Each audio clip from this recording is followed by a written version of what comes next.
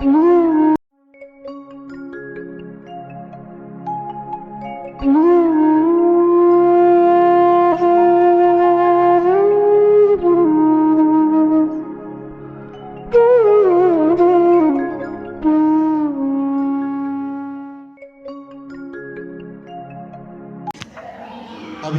पाठ निकालने सभी लोग। आचार्य माघनंदी कृत जो अभिषेक पाठ है, इसके अपन अर्थ को देखेंगे। यहाँ भी जिनवाणी रखी हुई है।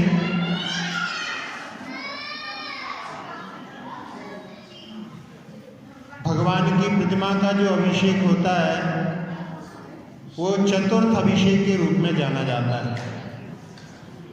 पहला अभिषेक कौन सा होता है? जन्माभिषेक। जब तीर्थंकर स्वर्ग से या नर्क से च्युत होकर के माता के गर्भ में आते हैं और जब उनका जन्म होता है तो उस समय में सौधर्मेंद्र उनको ऐरावत हाथी पर मेरू पर्वत ले जाता है और वहाँ पांडुक शिला पर पहला अभिषेक, प्रथम अभिषेक कहलाता है। फिर दूसरा अभिषेक राज्याभिषेक। जब उनका राज्याभिषेक इंद्र के द्वारा संपादित होता है उस समय में दूसरा अभिषेक होता है। तीसरा दीक्षाभिषेक। जितने भी तीर्थंकर जब वैराग्य को प्राप्त होते हैं और उस समय 12 भावनाओं का चिंतन करते हैं, लौकांतिक देव आकर के उनकी सराहना करते हैं और उस समय में इंद्र के द्वारा ही उनका दीक्षाभिषेक किया जाता है। फिर वो पालकी में बैठ करके और दीक्षा वन में पहुंचते, दीक्षा लेते हैं। इसके बाद में फिर उनके चरणों का तो अभिषेक होता है लेकिन पूर्ण अभिषेक नहीं होता। और चतुर्थ अभिषेक, प्रतिमा का अभिषेक किया जाता है। तो ऐसे अभिषेक पाठ को जो कि आचार्य श्री माघनंदी द्वारा विरचित है, आज अपन यहाँ पर प्रारंभ कर रहे हैं। बिना अभिषेक के पूजा पूर्ण नहीं मानी जाती। जो लोग अभिषेक कर सकते हैं वो अभिषेक करें और जो लोग नहीं कर सकते वो लोग अभिषेक देख करके फिर पूजा को संपादित करें। कई लोगों की ऐसी धारणा है कि अभिषेक केवल भगवान के ऊपर जो दिन भर धूल चढ़ जाती है उसको दूर करने के लिए किया जाता है।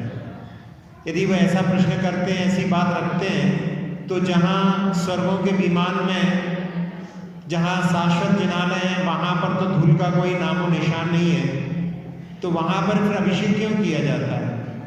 तो ये उनकी जो दृष्टि है उस पर धूल पड़ी हुई है, इसलिए उनको ऐसा लगता है कि भगवान की धूल को साफ करने के लिए अभिषेक किया जाता है। वास्तव में भगवान का अभिषेक तो अपने मन के विकारों को साफ करने के लिए किया जाता है। आप लोग हरजस राय का जो हिंदी का पाठ है उसमें आप लोग पढ़ते ही हैं कि तुम तो सहज पवित्र यही निश्चय ठयो, तुम पवित्रता हेत नहीं मंजन ठयो। आपकी पवित्रता के लिए नहीं भगवान, मैं रागादिक विकार से ग्रसित हूँ, उनको दूर करने के लिए आपका अभिषेक करता हूँ। तो ऐसे अभिषेक पाठ को अपन प्रारंभ करें। एक डॉक्टर विजेंद्र स्नातक, उन्होंने कि जैन धर्म अन्य धर्मों से ज़्यादा आस्तिक है। ऐसा मानते हैं कि हमारे धर्म ग्रंथों को जो माने वो आस्तिक है, यदि ऐसा मानेंगे तो सारे एक दूसरे के लिए नास्तिक ठहरेंगे। उन्होंने कहा कि जो परलोक को भगवान को मानता है वो आस्तिक होता है और जैन धर्म प्रत्येक जीव को भगवान बनने की सामर्थ्य को मानता है तो वो अन्य धर्मों की तुलना में अनंत गुणा आस्तिक ठहरता है। और उन्होंने लिखा कि जैन लोग ही सबसे ज़्यादा आस्था के साथ में भगवान की पूजा अर्चना करते हैं। इतनी अच्छी व्यवस्थित विधि भगवान की अभिषेक पूजन की पूरे संसार में आपको कहीं देखने के लिए नहीं मिलेगी। तो बड़ा उसका सौभाग्य होना चाहिए, गर्व होना चाहिए और उसको अच्छी तरह से संपादित करने के भाव लेकर के हम यहाँ इस अभिषेक पाठ को प्रारंभ करते हैं। श्रीमन्नतामर शिरस्तट रत्न दीप्ति।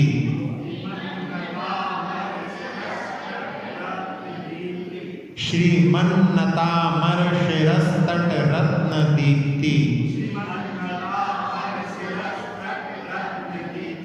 तोयाब भासि चरणाम्बुज युग्म मीशम। अर्हंत मुन्नत पद प्रदमाभिनम्य। अर्हंत मुन्नत पद प्रदमाभिनम्य। तन्मूर्ति शुद्ध्यदभिषेक विधिं करिष्ये।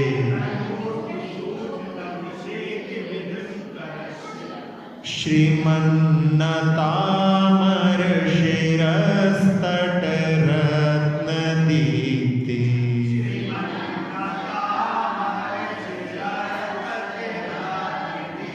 तोयाब भासि चरणाम्बुज युग्म मीशम।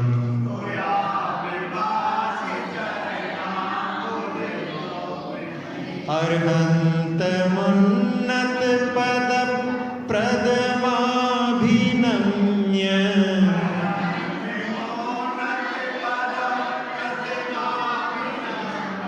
तन्मूर्ति शुद्ध्यदभिषेक विधिं करिष्ये।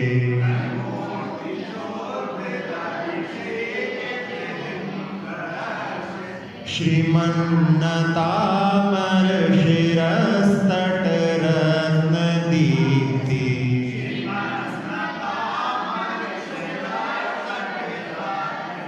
तोयाव भासि चरणाम्बुज युग्म मीशम।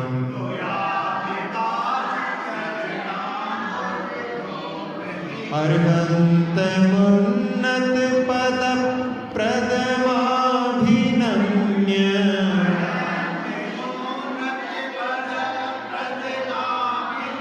तन्मूर्ति शुद्ध्यदभिषेक विधिं करिष्ये।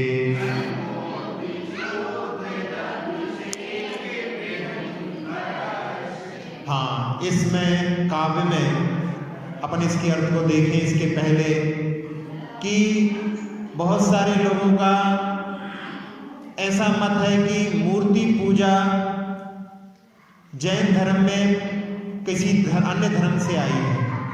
ऐसा नहीं है, क्योंकि मूर्ति का और मूर्ति पूजा का सबसे प्राचीन इतिहास जैन धर्म में ही मिलता है। एक आर्य समाज के संस्थापक हुए हैं दयानंद सरस्वती। उन्होंने अपने एक ग्रंथ की रचना की है, उसमें लिखा है कि वैदिक धर्म में मूर्ति पूजा जैन धर्म से आई। सबसे पहले जैन लोग ही मूर्ति की पूजा करते थे, उनको देख करके हम लोगों ने मूर्ति पूजा को सीखा। और उन्होंने लिखा कि सबसे पहले मूर्ति पूजा का उल्लेख उज्जैन गिरनार के पर्वत पर जो नेमिनाथ भगवान की मूर्ति है उसकी पूजा का उल्लेख उनके लिए ज्ञात विश्व में वहाँ पर ज्ञात हुआ। तो ये जो है जैन धर्म में मूर्ति और मूर्ति पूजा का विधान अनादिकालीन है, इसलिए भगवान की पूजा अभिषेक पूर्वक की जाती है। अपन ने इस काव्य को पढ़ा, अब इसके अपन अर्थ को देखें। श्रीमन्नत अमर जो श्री से युक्त हैं, ऐसे शोभायमान नत अमर जो भगवान के चरणों में नम्रीभूत हैं। शिरह उनके सिर के तट पर जो रत्न की दीप्ति है, वो मुक्तों को पहने हुए हैं और उनके मुक्तों में जो मणियाँ लगी हुई हैं, रत्न लगे हुए हैं, उनकी रत्न की दीप्ति, रत्न की आभा। और तोय अवभासी, तोय यानी होता है जल, तो रत्नों की कांति रूपी जल, और अवभासी यानी सुशोभित।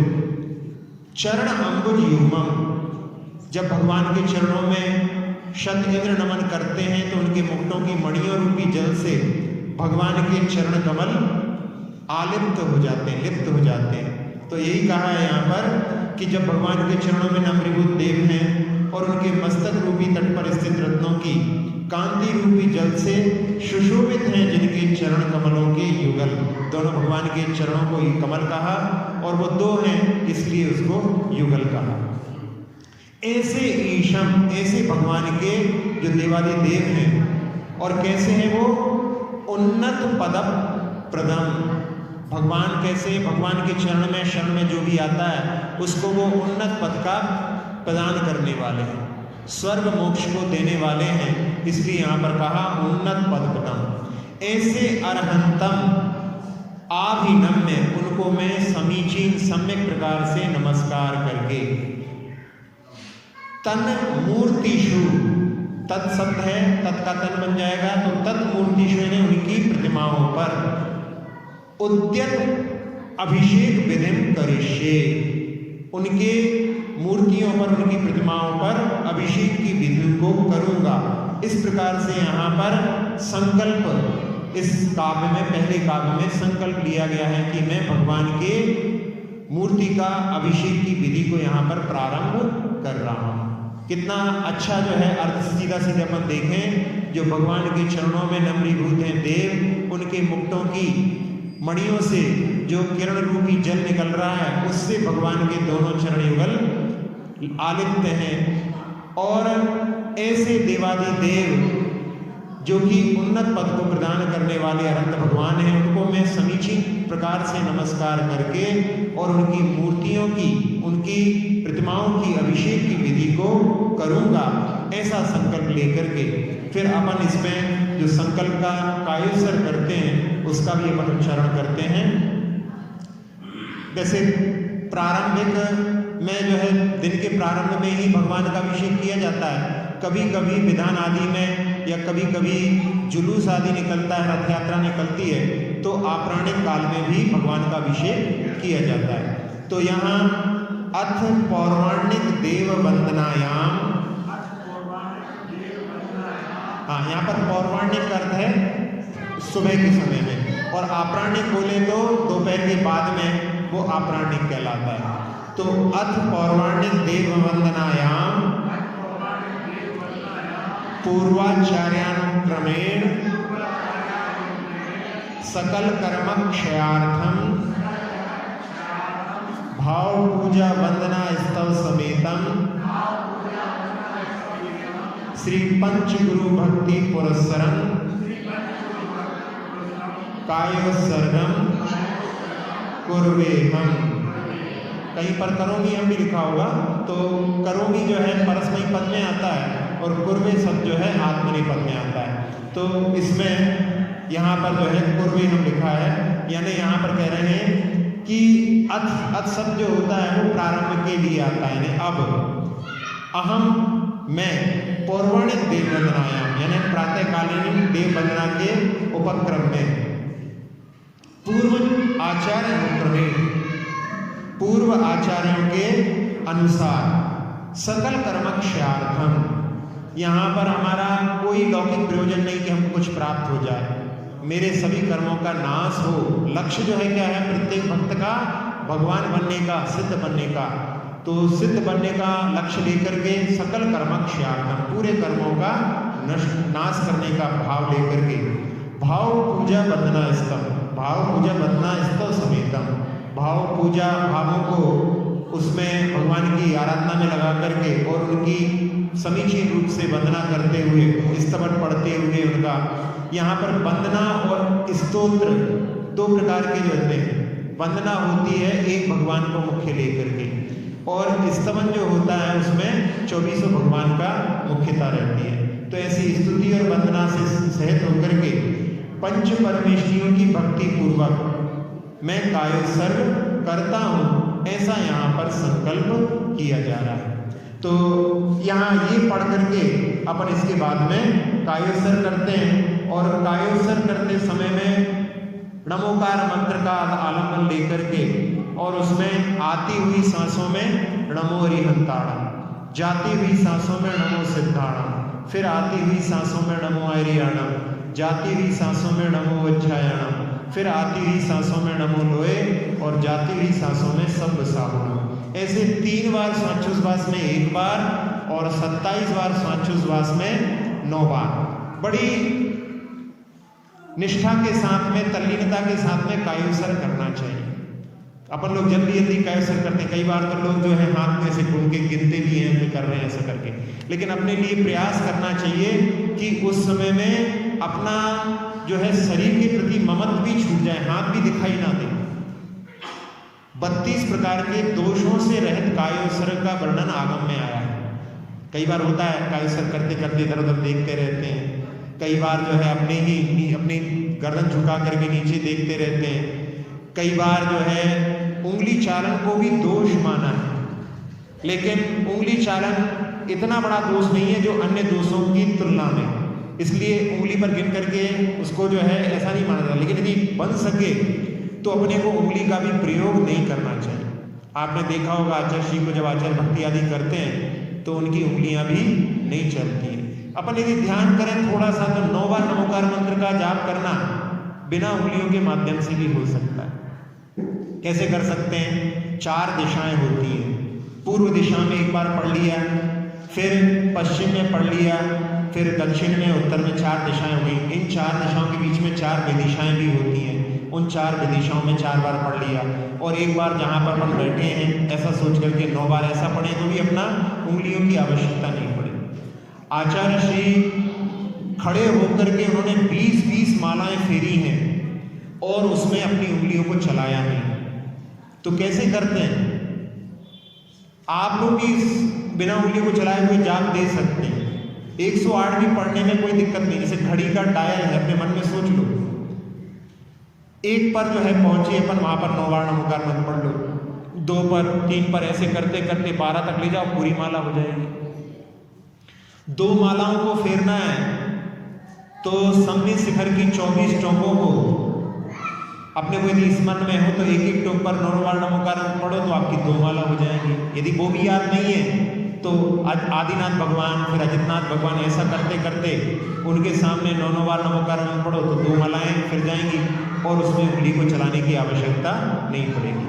तो ऐसे सभी कायोत्सर्ग के दोषों से दूर होकर के और अपने शरीर के प्रति ममत्व को छोड़ करके यहाँ पर कायोत्सर्ग करने का प्रयास करना चाहिए। कायोत्सर्ग भी बहुत बार बार किया जाता है, आप लोग देखते होंगे कई बार कायोत्सर्ग किया जाता है, क्योंकि कायोत्सर्ग में अपन सारे पाप कार्यों को छोड़ करके उसमें बिल्कुल एक प्रकार से मौन हो जाते हैं। तो यही ध्यान की भूमिका, क्योंकि ध्यान से ही मुक्ति मिलती है।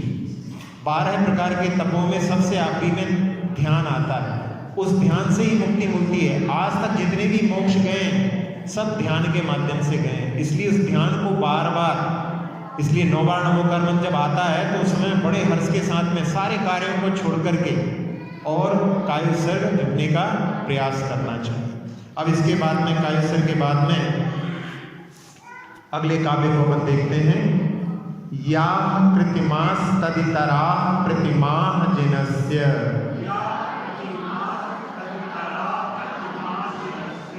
संस्नापयन्ति पुरुहूत मुखादयस्ता सद्भाव लब्धि समयादि निमित्त योगा तत्रैव मुज्ज्वल धिया कुसुमं क्षिपामि।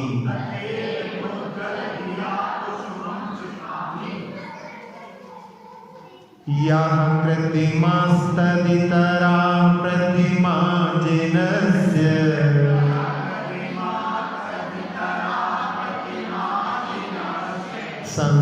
संस्नापयन्ति पुरुहूत मुखादयस्ता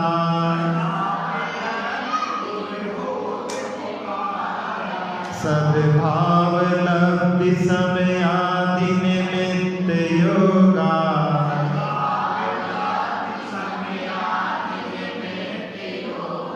तत्रैव मुज्ज्वल धिया कुसुमं क्षिपामि।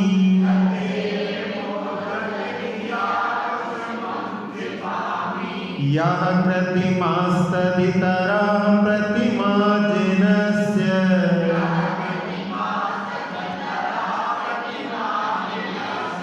संस्नापयन्ति पुरुहूतमुखादयस्ता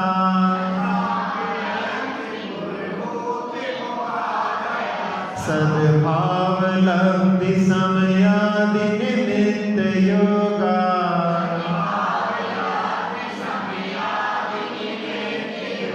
तत्रैव मुज्ज्वल धिया कुसुमं क्षिपामि।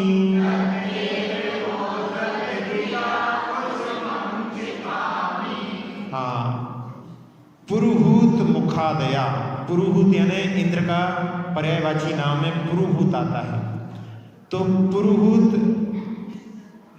मुख, आदया यानी आदि, तो इंद्र आदि देवों को लेकर के जिनस्य यानी जिनेंद्र भगवान की यह कृतिमा तद इतराह प्रतिमा, जो कृत्रिम है यानी बनाई गई है। आपके जिनालय में सभी प्रतिमाएं कभी न कभी निर्माण की गई हैं, तो कृत्रिम हो गई वो, और तत्र इतरा उन्हें उससे अलग यानी जो अकृत्रिम है, ऐसी प्रतिमाएं, उससे भिन्न अर्थात अकृत प्रतिमाओं का संस्नापयन्ति, वो उनका अभिषेक करते हैं। इंद्रादि देव जिनेंद्र भगवान की सभी कृत्रिम अकृत्रिम प्रतिमाओं का अभिषेक करते हैं। और सद्भाव लब्धि समयादि निमित्त योगा, शुद्ध भावों की प्राप्ति और अनुकूल समय आदि निमित्तों के योग से, यानी अच्छे भाव बनते हैं तभी जिनालय में भगवान के अभिषेक करने के लिए पहुंच पाते हैं। और समय आदि की भी अनुकूलता हो, यदि किसी को बाहर जाना हो तो क्या होता है, सबसे पहले अपना धर्म का समय ही कट होता है। बाकी सब कामों में अपनी कभी कमी नहीं होती, लेकिन धर्म का समय सबसे पहले कट हो जाता है। तो सारी अनुकूलताएं मिलना आवश्यक है। तो ऐसे शुद्ध भावों की प्राप्ति और अनुकूल समय और निमित्त जितने हैं सब उनके योग से, उज्ज्वल धिया अच्छी बुद्धि से, शुद्ध बुद्धि से, तत्र यानी उन प्रतिमाओं के समक्ष उस अभिषेक की विधि में, एवं यानी इस प्रकार कुसुमं क्षिपामि, मैं पुष्पों का क्षेपण करता हूँ। सारी अनुकूलताएं मिल गई भगवान ने आपके अभिषेक के लिए। यहाँ पर पहले संकल्प किया है, अब मैं आपका अभिषेक करने जा रहा हूँ, तो उनके सामने मैं पुष्पों का क्षेपण करता हूँ। तो वहाँ पर भगवान के सामने वहाँ पर पुष्पों का क्षेपण इस पाठ को पढ़ करके किया जाता है। अब यहाँ कृत्रिम और अकृत्रिम जितने भी जिनालय होते हैं, वैसे तो मंगलाष्टक आदि में आपने पढ़ा है वहाँ पर कि कहाँ कहाँ पर अकृत्रिम चैत्यालय होते हैं। तीनों लोक में अकृत्रिम चैत्यालय होते हैं। अधोलोक में जहाँ पर भवनवासी और बेंतरों के आवास हैं, वहाँ पर जितने उनके भवन हैं उतने ही जिनालय हैं। 7,72,00,000 ये भवनवासियों के आवास हैं और इतने ही उनके हर आवास में, भवन में जिनालय हैं। और एक एक जिनालय में 108 प्रतिमाएं हैं, बड़ी बड़ी प्रतिमाएं। तो ऐसे भवनवासियों की हो गई। बेंतरों की देखें तो बेंतरों के असंख्यात रहने के स्थान हैं, तो उनके असंख्यात ही जिनालय हैं। फिर मध्यलोक में आते हैं तो 458 5 मेरुओं को लेकर के, गज दंत के ऊपर लेकर के, जम्बूशालमणि वृक्षों को लेकर के, फिर इसके बाद में जो पर्वत हैं उनके ऊपर, फिर इसके बाद में बक्षार पर्वत पर, फिर जो रजताचल है विजयार पर्वत उनके ऊपर, इसके बाद में फिर जो क्या बोलेंगे इसमें अपन, मानुषोत्तर पर्वत के चारों ओर 4 हैं। फिर 8वां दीप नंदीश्वर है, और इसके बाद में फिर 13वां दीप, जो 11वां दीप है रुचकवर, और 13वां दीप है कुंडलवर दीप। इन यहाँ तक जो है शाश्वत जिनालय 458 उनकी संख्या है।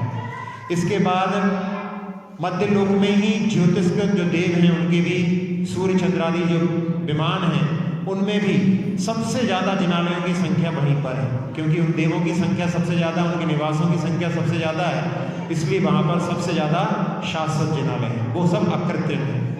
और इसके बाद ऊपर चढ़ते हैं अपन स्वर्गों में, तो वहाँ पर कल्प, जहाँ पर 16 स्वर्ग हैं, जिनमें 16 स्वर्गों में वहाँ पर जो जिनालय हैं उनकी संख्या 84,96,700 है। और जो कल्पातीत हैं जिसमें 9 ग्रीवेग, अनुदेश, 9 अनुदेश और 5 अनुत्तर, इनमें 323,700 जिनालय हैं। तो ये पूरे लोक के शाश्वत जिनालय हैं और हर जिनालय में 108 प्रतिमाएं हैं। और जो बनाए हुए जिनालय हैं, कृत्रिम जिनालय हैं, उनकी तो संख्या अपने लिए ज्ञात नहीं, लेकिन कृत्रिम जिनालय भी पहले के समय भी बहुत से बने थे, कई तो अभी भी जमीन से निकलते रहते हैं।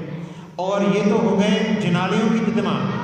साथ ही साथ में कई प्रतिमाओं के बारे में वर्णन आता है जो अकृत्रिम है, जैसे जहाँ पर गंगा नदी, सिंधु नदी गिरती है, वहाँ पर भी अकृत्रिम प्रतिमाओं के बारे में वर्णन आता है। तो ऐसे सभी कृत्रिम और अकृत्रिम जो जिनालय हैं और उनकी प्रतिमाएं हैं, उन सभी का यहाँ पर अभिषेक किया जाता है इंद्रों के द्वारा। और मैं भी सब कुछ कुशलता को प्राप्त करके यहाँ पर भगवान के अभिषेक के लिए उपस्थित हुआ हूँ। तो बड़े हर्ष के साथ में, बड़े प्रसन्न बुद्धि के साथ में वहाँ पर पुष्पों का क्षेपण करके और आगे की प्रक्रिया को प्राप्त करते हैं। जब आप लोग जिनालय में आते हैं या घर में ही तैयारी करते हैं, उसी समय में कि जितने लोग इस संसार के अपने अपने कार्यों से छूट करके, अपने अपने लौकिक कार्यों से ऊपर उठ करके भगवान की आराधना के लिए जा रहे हैं, वे धन्य हैं। ऐसे करके अपन अनुमोदना कर सकते हैं। और मंदिर के बाहर द्वार पर थोड़ी देर खड़े होकर के कि अद्भुत हुआ, नहीं तो अभी बहुत सारे लोग तो ऐसे होंगे अभी जो है सो करके नहीं उठे होंगे। अभी बहुत सारे लोग ऐसे भी होंगे जो बीमार होंगे कि उठने की सामर्थ्य नहीं है। बहुत सारे लोग ऐसे भी होंगे जिनको सूतक पातक की परेशानी होगी। और बहुत सारे लोग ऐसे भी होंगे जिनको शाम को भोजन की व्यवस्था नहीं होगी, तो वो लोग सब लोग उसकी तैयारी में धन कमाने के लिए लगे होंगे। सारी अनुकूलताएं हमारे साथ में हैं। तो धन्य हैं जितने लोग अपने सारे कार्यों को छोड़ करके, लौकिक कार्यों को छोड़ करके भगवान की आराधना के लिए आए हैं, वे धन्य हैं, धन्य हैं। ऐसे अनुमोदना का भी पुण्य का अर्जन अपने लिए करना चाहिए। अब इसके बाद में अगले काव्य पर चलते हैं। श्री पीठक कृप्ते विशदाक्ष तोधई, श्री प्रस्तरे पूर्ण शशांक कल्पे, श्री वर्त के चंद्रमसीति वार्तां, सत्यापयन्तीं श्रियमां लिखामि, श्रियमां लिखामि। श्री पीठक क्लप्ते विशदाक्ष तोधई, श्री प्रस्तरे पूर्ण शशांक कल्पे, श्री वर्त के चंद्रमसीति वार्तां, सत्यापयन्तीं श्रियमां लिखामि। श्री पीठक क्लप्ते विशदाक्ष तोधई, श्री प्रस्तरे पूर्ण शशांक कल्पे, श्री वर्त के चंद्रमसीति वार्तां,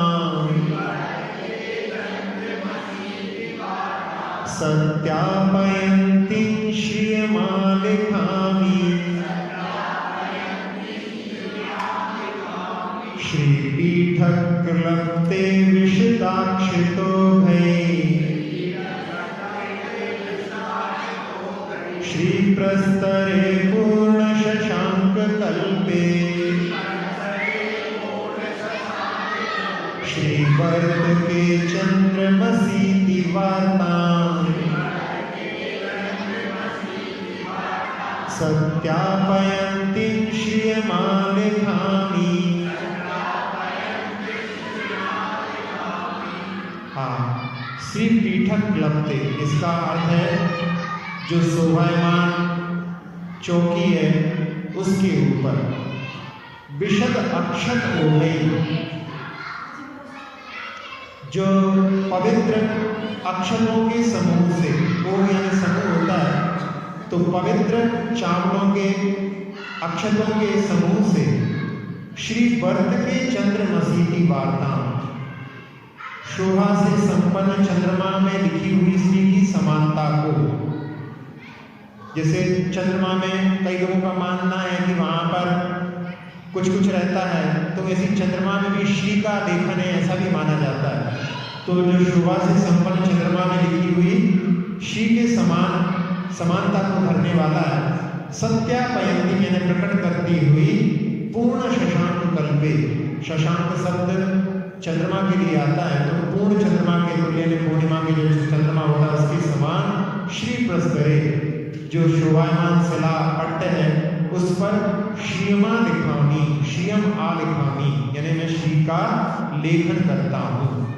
तो यहाँ जिस चौकी के ऊपर भगवान को विराजमान करके अभिषेक करना है, तो उस चौकी के ऊपर अक्षतों के समूह से यहाँ पर लिखा है, वैसे आप लोग चंदन आदि से भी बनाते हैं, लेकिन यहाँ पर अक्षतों के समूह से और जो चंद्रमा में लिखी हुई श्री की समानता को रखने वाला, उसे प्रकट करने वाले पूर्ण चंद्रमा के तुल जो शोभायमान शिला है, उसके ऊपर मैं श्रीकार लेखन करता हूँ, ऐसा यहाँ पर कह रहे हैं। तो यहाँ इसके बाद में बोलते हैं ओम ह्रीं अर्हं श्रीकार लेखनं करोमि।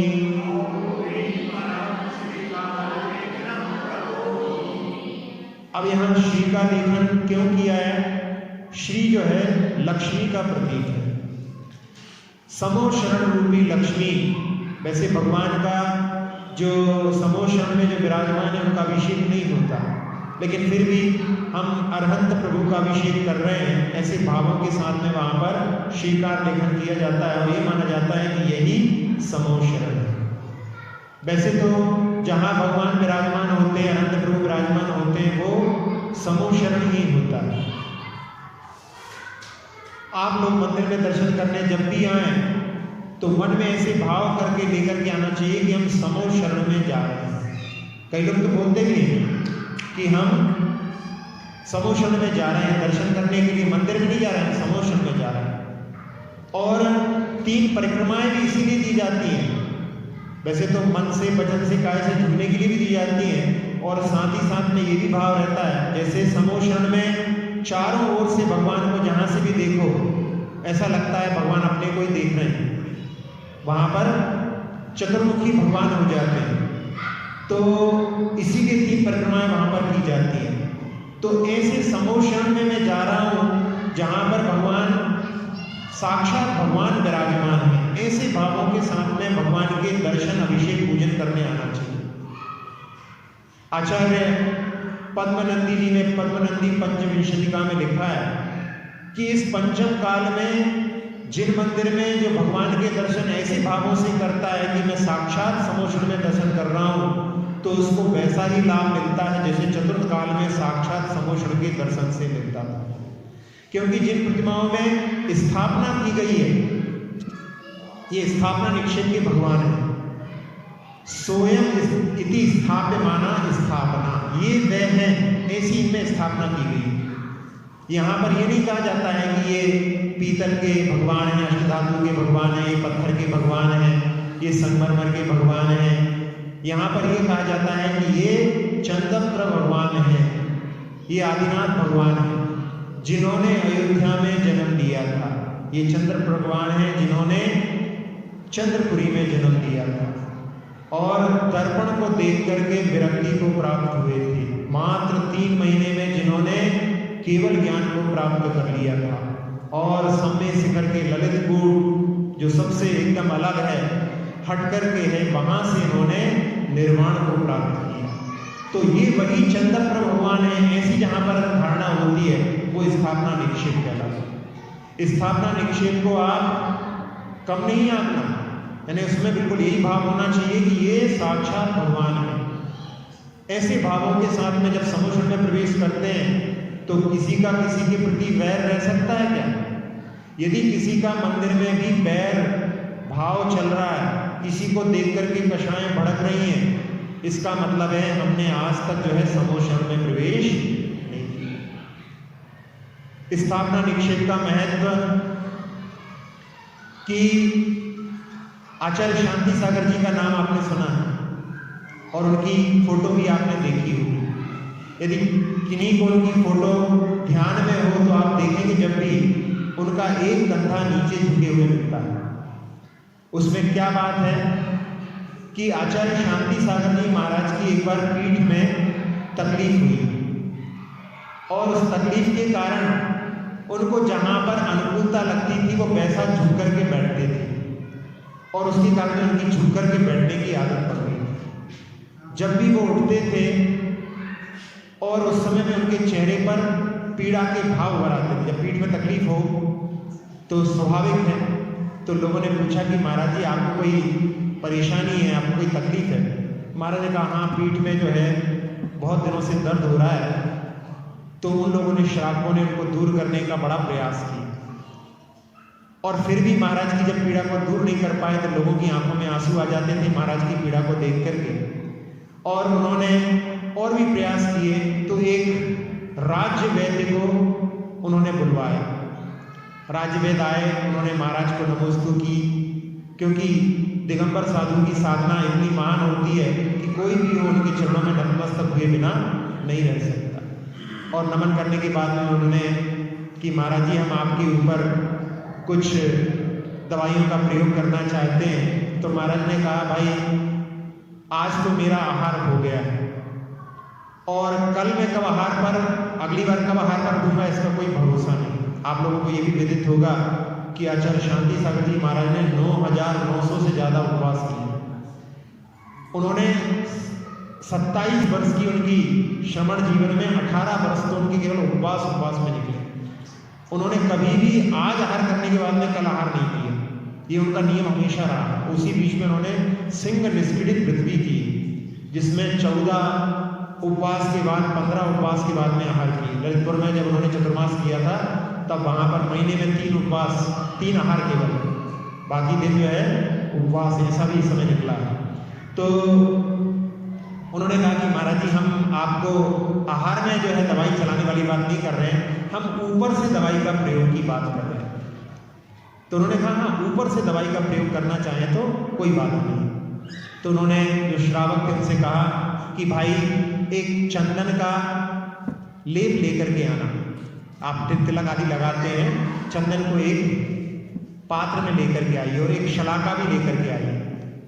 तो उन्होंने थोड़ी देर में उनको लिए प्रस्तुत कर दी और उन्होंने हाथ में लेकर के और उस चंदन के जो घोल था उसके माध्यम से महाराज जी की पीठ के ऊपर एक चित्र का निर्माण किया और कुछ ही घंटों में जो उनको कई महीनों से पीड़ा दे रही थी वो उनकी पीड़ा दूर हो गई। वो चित्र किसका था? वो चित्र था सिंह का, यानी महाराज की पीठ पर उन्होंने सिंह की स्थापना कर दी। और जो पीड़ा थी उनको वो थी हाथी गांठ, जो रोग का नाम था हाथी गांठ। और हाथी को वश में करने में कौन समर्थ होता है? सिंह ही जो है वश में करने में समर्थ होता है। तो सिंह की स्थापना उस पर कर दी तो वो हाथी गांठ नाम का रोग जो है थोड़े ही समय में वहां से पलायन कर गया। तो ये स्थापना निक्षेप का प्रभाव है। इसलिए जब जिनालय में आए तो ऐसा मान करके कि हम साक्षात भगवान के दर्शन करने जा रहे हैं और वहाँ पर कितनी मर्यादा होनी चाहिए ये भी हमें ध्यान रखना चाहिए। कई बार जो है मंदिर में ही लोग बहुत तेज बात करने लगते हैं, जो अपने लिए किसी बड़े लोग जैसे कोई महाराज जी आचार्य श्री बैठे हों और कोई कुछ फोन आदि पर बात तेज करने लगे और जैसे ही देखें कि आचार्य श्री यहाँ बैठे हैं तो बिल्कुल शांत हो जाएगा, अरे आचार्य श्री बैठे हैं, हमको इतनी तेज बात नहीं करनी चाहिए।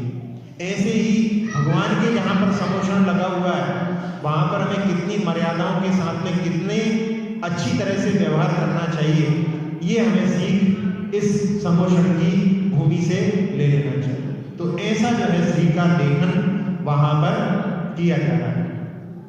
अब इसके बाद में अपन अगले काव्य को ले, कनकादि निभम तम्रम पावनम पुण्य कारणम। कनकादि निभम तम्रम पावनम पुण्य कारणम स्थापयामि परम पीठं जिनस्नपनाय भक्तितः कनकादिनिभं कम्रं पावनं पुण्यकारणं स्थापयामि परम पीठं जिनस्नपनाय भक्तितः कनकादिनिभं कम्रं पावनं पुण्यकारणं स्थापयामि परम पीठं जिनस्नपनाय भक्तितः कनकादिनिभं कम्रं पावनं पुण्यकारणं स्थापयामि परम पीठं जिनस्नपनाय भक्तितः। इस काव्य में आचार्य माननंद जी अभिषेक पाठ के माध्यम से बता रहे हैं कनकादिनिभं यानी सोने आदि धातु के समान, कम्रम यानी सुंदर, पावनम यानी पवित्र, पुण्य कारणम जो पुण्य का कारण होते हैं, ऐसी परम पीठम उत्कृष्ट सिंहासन पर भक्तितः यानी भक्ति से जिनस्नपनाय स्थापयामि भगवान जिनेन्द्र का अभिषेक करने के लिए मैं स्थापित करता हूँ। उस सिंहासन को ही उस पीठ के ऊपर स्थापित कर रहे हैं। तो यहाँ जो श्री पीठ है उसके स्थापन को यहाँ पर किया जा रहा है, जो सोने के समान सुंदर है और पवित्र है, पुण्य के कारणभूत है, क्योंकि पुण्य की क्रिया का संपादन उसके माध्यम से होना है। ऐसे उत्कृष्ट सिंहासन को भक्ति से मैं जिन्हें भगवान के स्नपन करने के लिए, अभिषेक करने के लिए स्थापयामि मैंने उस पर स्थापित करता हूँ। तो यहाँ पर बोलेंगे ओम ह्रीं श्री पीठ स्थापनं करोमि।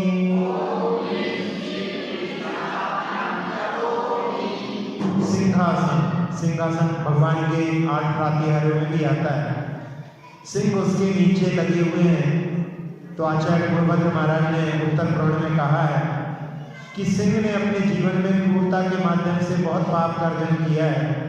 वो भगवान की सेवा में इसलिए उपस्थित हुआ है कि मेरे पाप धुल जाए। और भक्तामर में जो उपमा दी गई है कि सिंहासन पर भगवान कैसे शोभायमान हो रहे हैं, जैसे उदयाचल पर सूर्य शोभायमान होता है। जहाँ पर्वत से सूर्य दिखाई देता है वो उदयाचल हो जाता है। कोई उदयाचल ये कोई पर्वत का नाम नहीं है, जिस पर्वत के पीछे से सूर्य उदित होता है वही उदयाचल हो जाता है। तो वहां पर जैसा सूर्य जब उदय होने के समय में लगता है, वैसे ही भगवान समूह शरण में शोभायमान होते हैं। तो ऐसे सिंह की जो पीठ कहलाती है, सिंहासन कहलाता है, उसको यहाँ पर स्थापित किया गया है। अब एक बात जो हमने अभी कही थी कि भगवान के समोषण में वहाँ पर जात्य बैर भी अपने बैर को भूल जाते हैं, यानी जिनका जाति से बैर होता है, जैसे सर्प और नेवला, वहाँ पर पहुँच जाएं तो एक दूसरे पर वार नहीं करते, एक दूसरे को वहाँ पर शत्रु के रूप में नहीं देखते। वहाँ पर सबकी दृष्टि जो है सबके प्रति जी और जीने की बन जाती है। मंदिरों में जो पूजा अभिषेक करते रहते हैं, बहुत साल हो गए और कुछ नई पीढ़ी जुड़ना चाहती है, तो उस समय में उनको वहाँ पर बड़े ही अच्छी तरह से व्यवहार करना चाहिए, जिससे नई पीढ़ी आगे बढ़ सके, आगे जुड़ सके। नहीं तो कई बार ऐसा होता है कि उनके साथ में ऐसा व्यवहार करते हैं, उनकी छोटी सी गलती पर उनको डांट देते हैं तो बेचारे अगली बार आना ही बंद कर देते हैं। ऐसा ना हो, क्योंकि नई पीढ़ी यदि इसमें तैयार नहीं होगी तो फिर आगे कैसी परंपरा चलेगी। एक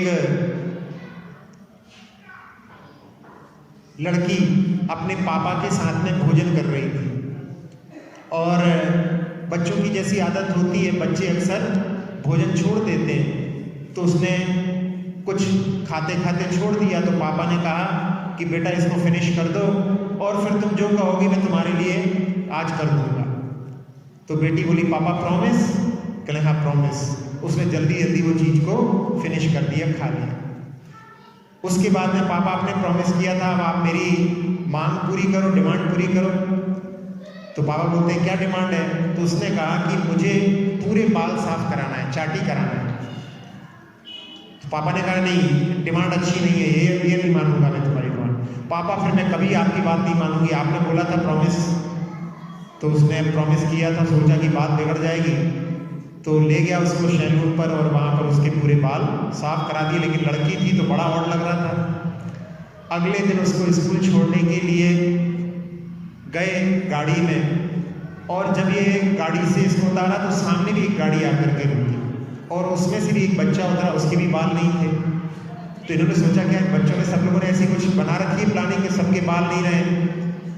और जब ये लड़की को सामने वाली गाड़ी के पेरेंट्स ने देखा तो वो अपनी गाड़ी से उतर करके इनके पास आ गए और इनसे मिलकर के उनकी आंखों में आंसू आ गए थे और इन्होंने मिलकर के कहा कि आपकी बेटी के कारण में मेरा बच्चा आज स्कूल आने को तैयार हुआ। तो इन्होंने पूछा क्यों, ऐसा क्या हो गया? तो उन्होंने कहा कि हमारा जो लड़का था उसको ल्यूकेमिया, ब्लड कैंसर था और उसकी कीमोथेरेपी होने के कारण में उसके पूरे बाल झड़ गए थे। अब उसको बच्चे सारे क्लास में गंजा गंजा कह करके चढ़ाते थे। तो उसने तुम्हारी बेटी से कहा कि मैं अब कल से स्कूल आना बंद कर दूंगा, बच्चे मुझे बहुत छेड़ते हैं, परेशान करते हैं। तो उसने कहा कि मैं कोई रास्ता निकाल लूँगी, फिर तुम्हारे लिए परेशान नहीं होना पड़ेगा। इसने मेरा स्कूल ना छूट जाए इस दृष्टि से उसने अपने बालों का बलिदान कर दिया।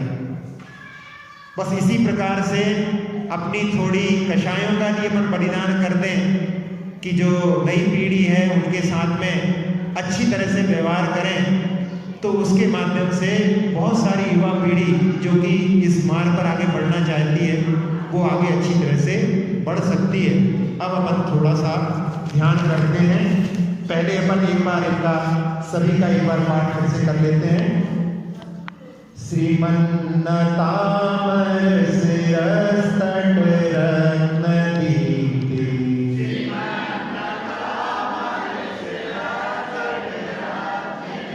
तोयाव भासि चरणाकुल युग्ममीशम्,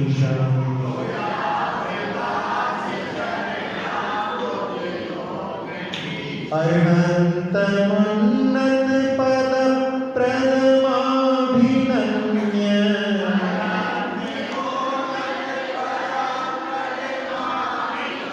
तन्मूर्ति शुद्ध्यदभिषेक विधिं करिष्ये।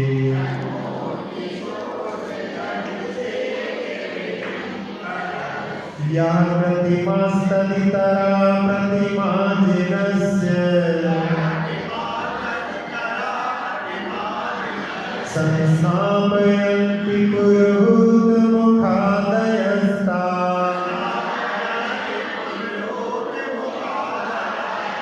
सद्भावलब्धि समयादिनिमित्तयोगा,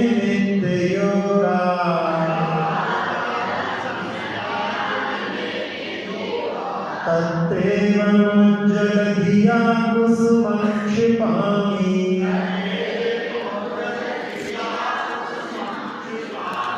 श्रीपीठक्लप्ते विशदाक्षितो घैः, श्रीप्रस्तरे पूर्णशशाङ्ककल्पे,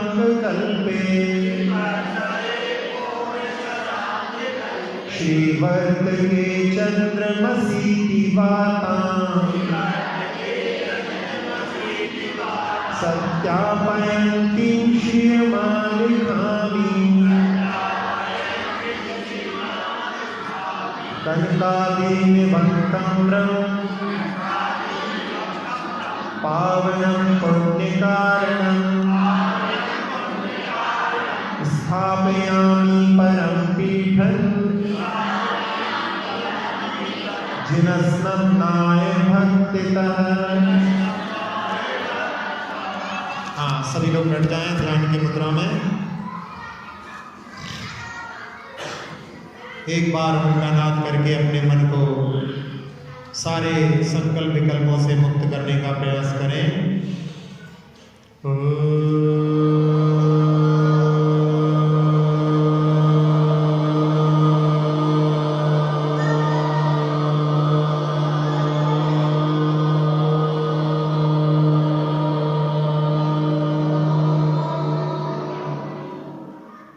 अपने मन रूपी पंछी को उड़ान देखते हुए पहुंचते हैं भूतकाल में, जब गोमट राय चामुंड राय ने बाहुबली भगवान की प्रतिमा का निर्माण करवाया था और उसका पंच कल्याणक आचार्य नेमी चंद्राचार्य महाराज के द्वारा वहां पर संपन्न हुआ। और जब अभिषेक की वार्ता आई, बड़े बड़े कलश डाले जा रहे हैं, लेकिन जल चरणों तक नहीं पहुंच रहा है। गोमट राजा उस मूर्ति के निर्माण के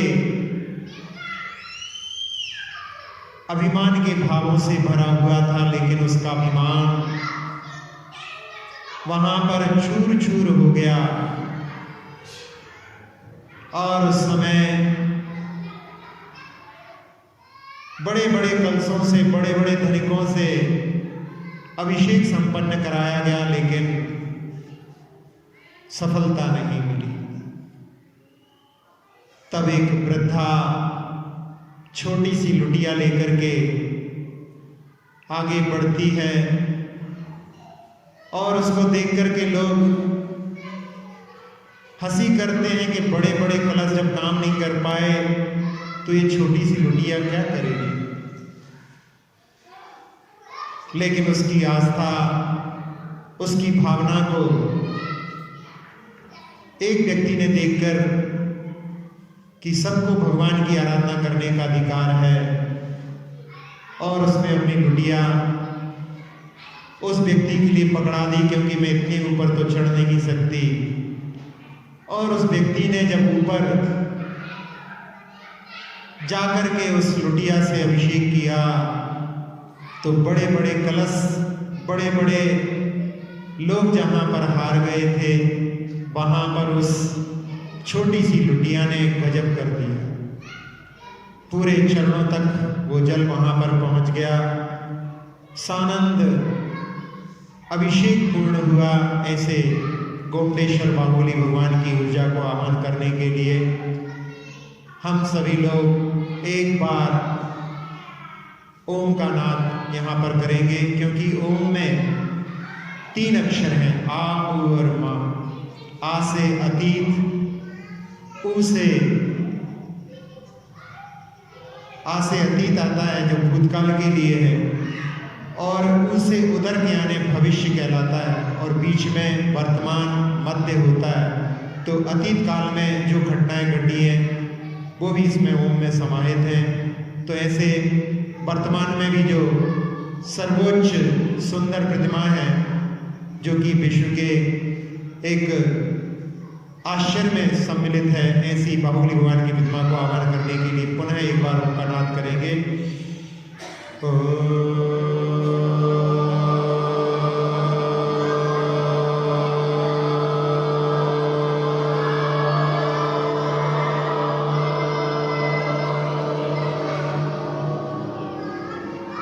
बाहुबली भगवान की ऊर्जा, जो कि क्लियोन फोटोग्राफी के माध्यम से भी उनके रेंज में नहीं आती, इतना विस्तृत उनका आभामंडल फैला हुआ है।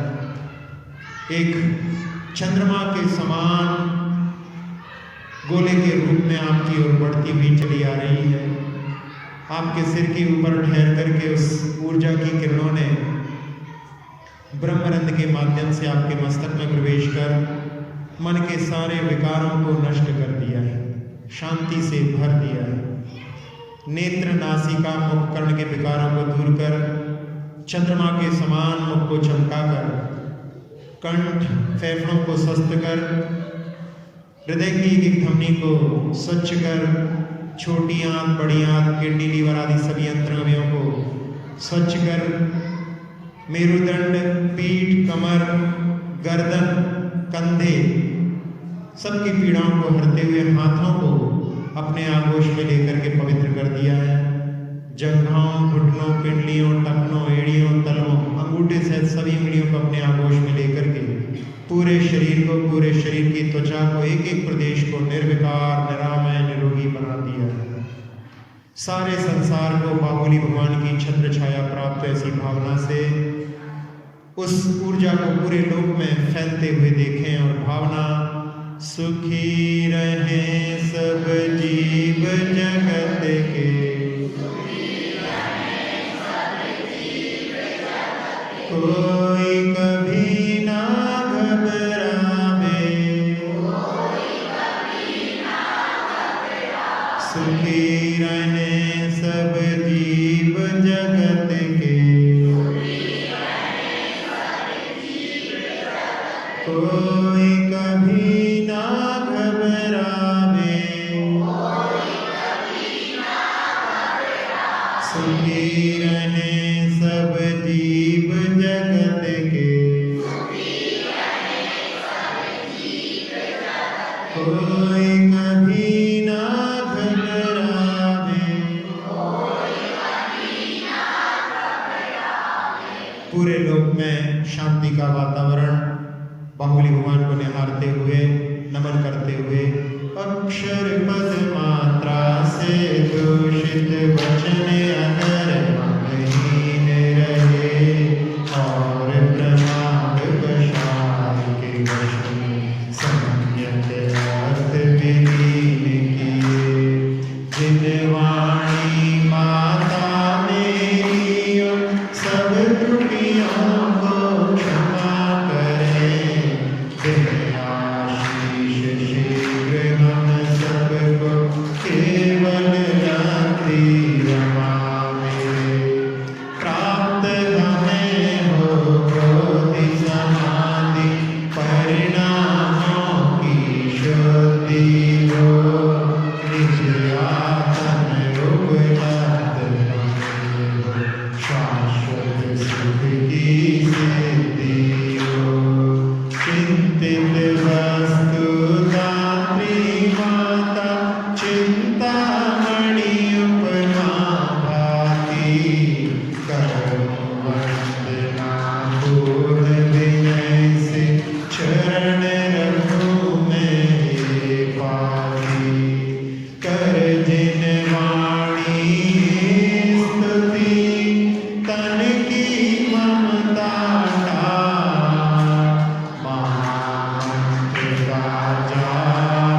अब सभी जपे नमवा।